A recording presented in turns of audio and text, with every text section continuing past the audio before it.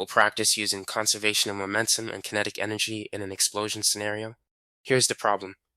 Two carts are held together at rest with a compressed spring between them, then released in a one-dimensional explosion. A 1.5 kilogram cart moves left at 3.0 meters per second.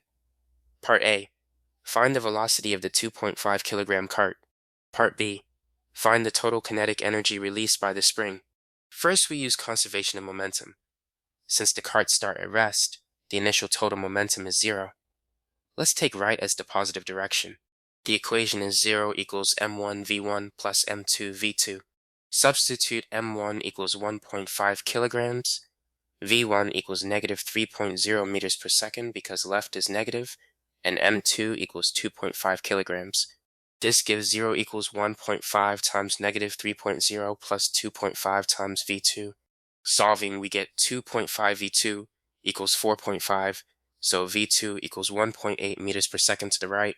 Now for part B, the kinetic energy released by the spring equals the total kinetic energy of both carts after the explosion.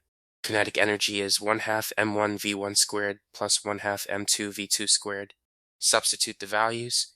m1 equals 1.5, v1 equals 3.0.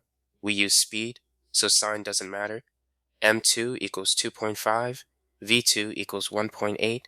This gives 1/2 times 1.5 times 3.0 squared plus 1/2 times 2.5 times 1.8 squared. Compute the squares.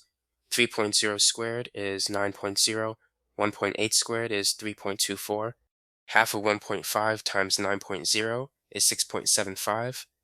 Half of 2.5 times 3.24 is 4.05. Adding gives 10.8 joules.